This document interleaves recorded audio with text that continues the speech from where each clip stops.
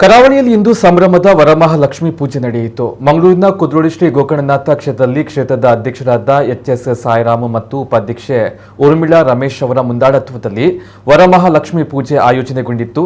ಬೆಳಗ್ಗೆ 9ರಿಂದ ಕಲಶ ಸ್ಥಾಪನೆ, ಅಭಿಷೇಕ, ಲಲಿತ ಸಹಸ್ರನಾಮ ಪಠಣ, ಮಧ್ಯಾಹ್ನ 12 ಗಂಟೆಗೆ ಮಹಾಪೂಜೆ ನಡೆಯಿತು. ಇದೇ ವೇಳೆ ಲಲಿತಾ ಭಜನಾ ಮಂಡಳಿಯವರಿಂದ ಭಜನಾ ಕಾರ್ಯಕ್ರಮ ನಡೆಯಿತು. ಪೂಜಾ ಕಾರ್ಯಕ್ರಮದಲ್ಲಿ ಕೇಂದ್ರದ ಮಾಜಿ ವಿತ್ತ ಸಚಿವ ಜನಾರ್ದನ ಪೂಜಾರಿಯವರ ಪತ್ನಿ ಮಾಲತಿ ಜನಾರ್ದನ ಪೂಜಾರಿ ಸೇರಿದಂತೆ ಹಲವು ಮಂದಿ ಭಕ್ತರು ಪಾಲ್ಗೊಂಡರು. ಬಳಿಕ ವರಮಹಾಲಕ್ಷ್ಮಿ ಪೂಜೆಯ ಪ್ರಸಾದ ವಿತರಣೆ ನಡೆಯಿತು.